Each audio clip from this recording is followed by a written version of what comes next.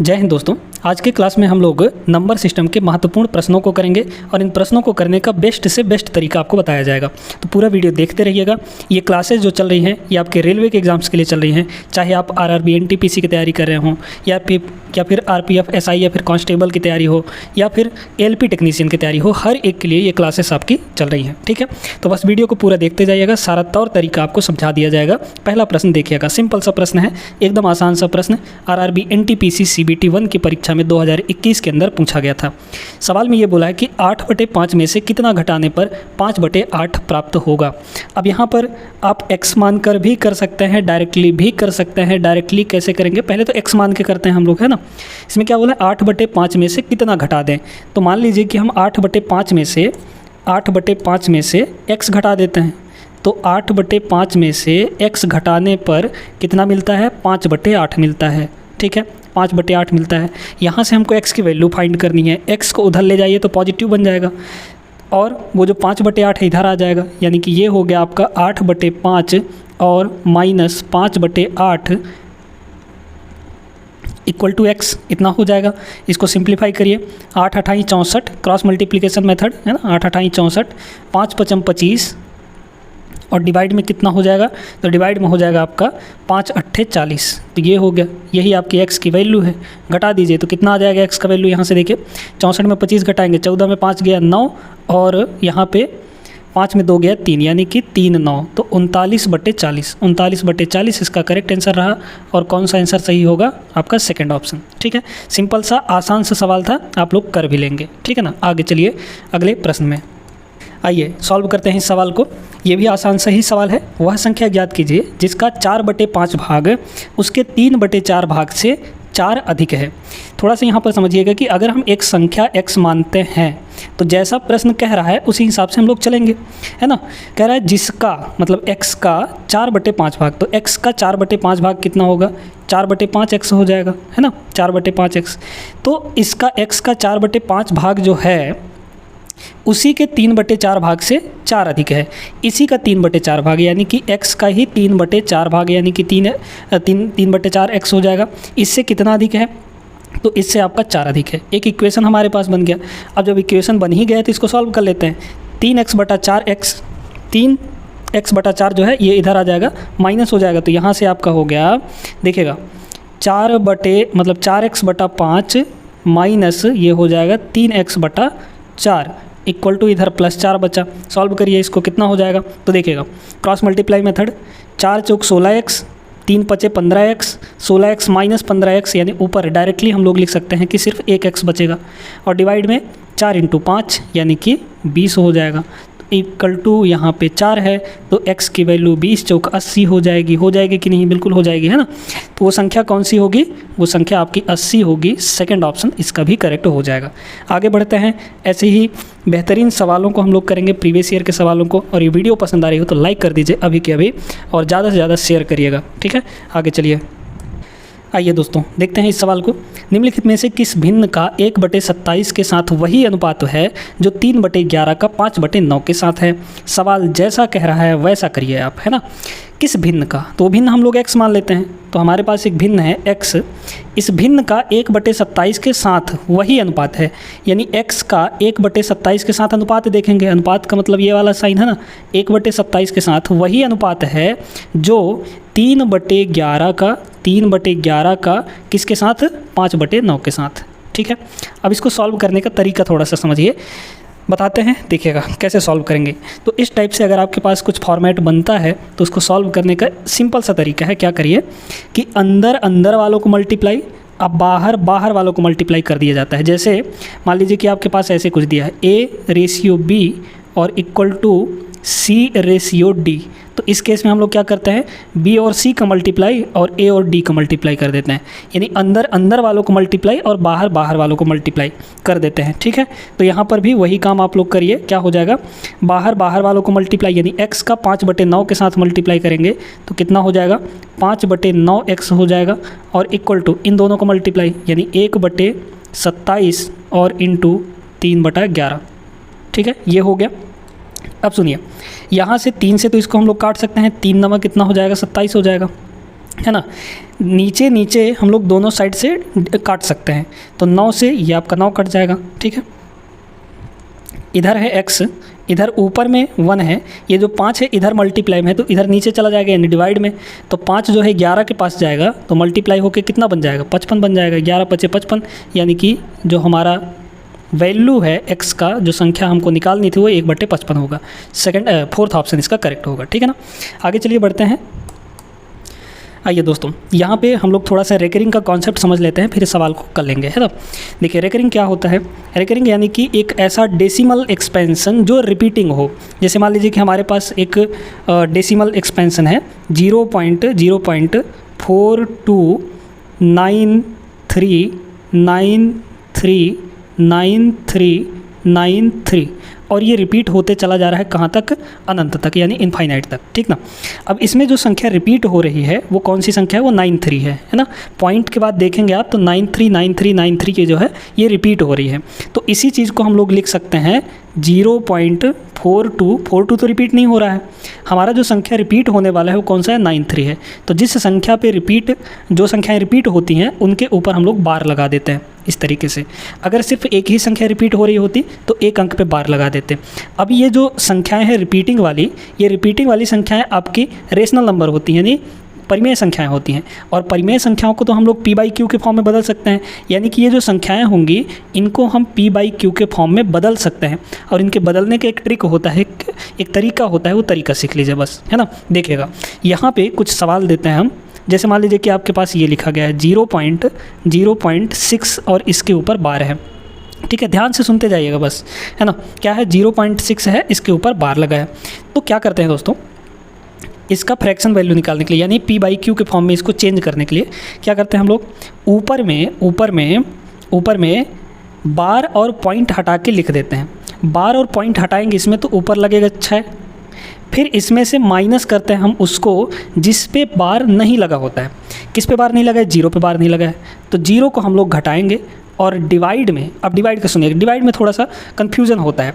देखिए डिवाइड में क्या करते हैं ना कि अगर पॉइंट के बाद जितने अंक पर बार लगा होगा उतने 9 लिखेंगे, और पॉइंट के बाद जितने अंक पर बार नहीं लगा होगा उतने 0 लिखेंगे। बार के बदले 9 और बिना बार के बदले 0 लिख देते हैं। डिवाइड की बात कर रहे हैं तो पॉइंट के बाद देखिए एक अंक पे बार लगा है यानी 1 × 9 होगा, और पॉइंट के बाद क्या कोई ऐसा अंक है जिस पे बार ना लगा हो, नहीं है ऐसा, तो 0 इसमें नहीं आएगा। मतलब ये हो गया आपका 6/9, और 6/9 को काटेंगे तो 2/3 आ जाएगा। मतलब 0.6 बार का जो वैल्यू है, फ्रैक्शन वैल्यू, मतलब कि p/q के फॉर्म में बदलने पर वो 2/3 होगा। इसी तरीके से जैसे मान लीजिए ये आपका है ना 0.4293 ये है, और 93 के ऊपर बार लगा है। अब क्या करेंगे इसको बदलने के लिए, तो पहले पॉइंट और बार हटा के लिख दीजिए। पॉइंट और बार हटा के लिखेंगे तो 4293 ये हो जाएगा आपका, है ना, 4293। इसमें से क्या घटाएंगे, जिस पे बार नहीं लगा होगा। बार किस पे नहीं लगा है, 42 यानी कि 42 पे, इसको घटा देंगे। और डिवाइड में देखिए, डिवाइड के लिए जो है ना वो हम पॉइंट के बाद देखते हैं। डिवाइड में जो चीज़ रहेगी डिनोमिनेटर में, वो पॉइंट के बाद वहाँ से हम निकाल लेंगे। तो पॉइंट के बाद जितने अंक पर बार उतने 9, 2 अंक पे बार है यानी 2 × 9 हो जाएगा।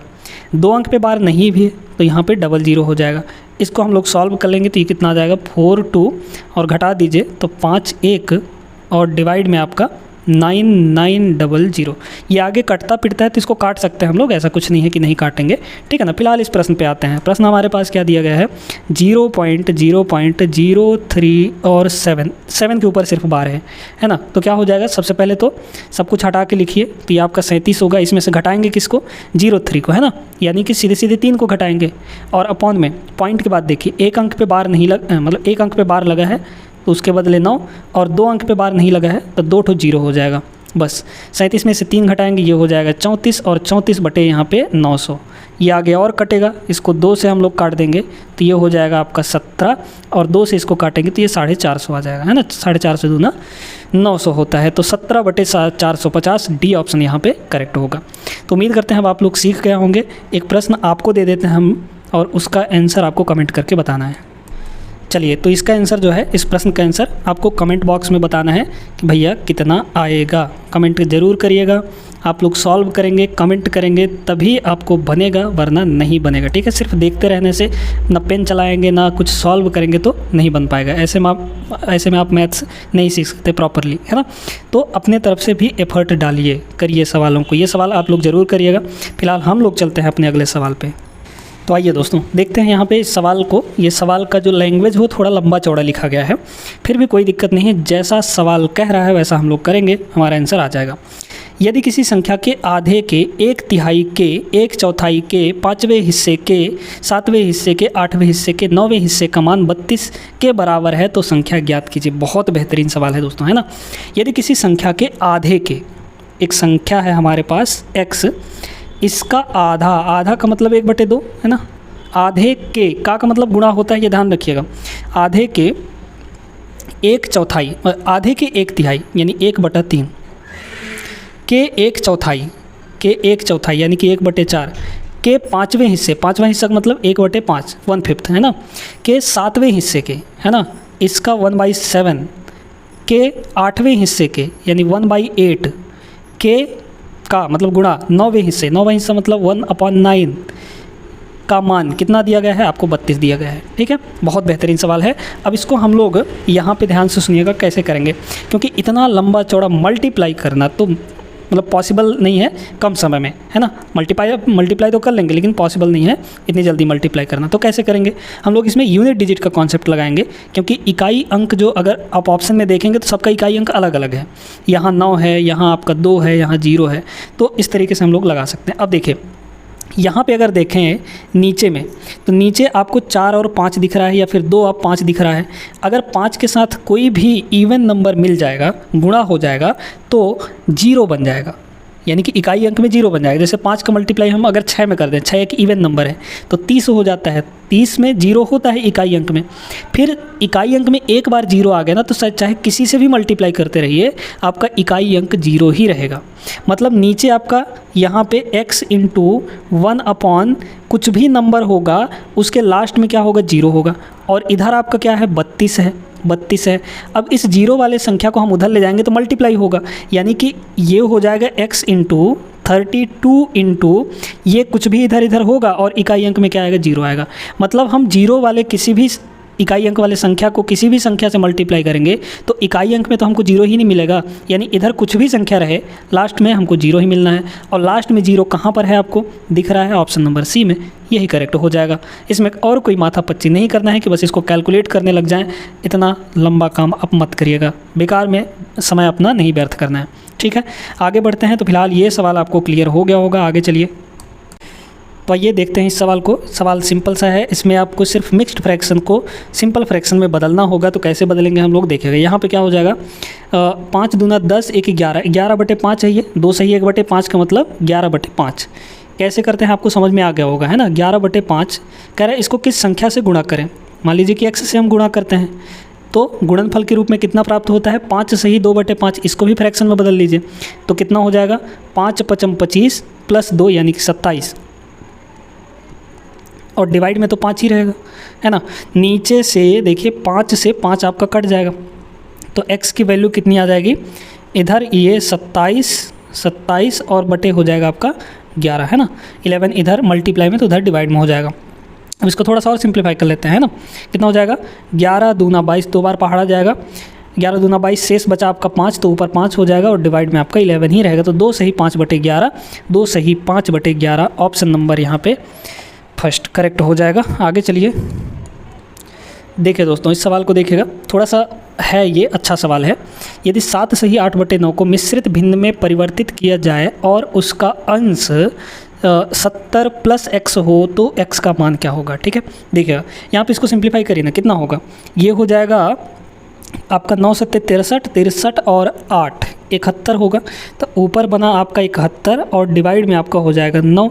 अब इसको कह रहा है कि इसका जो अंश है वो 70 प्लस x के फॉर्म में बदल जाए। इस 71 को हम लोग क्या लिख सकते हैं, 70 प्लस 1 लिख सकते हैं, है ना, और डिवाइड में तो आपका 9 होगा। सिंपल सा प्रश्न था, ज़्यादा इसमें दिमाग लगाने की ज़रूरत नहीं थी, है ना।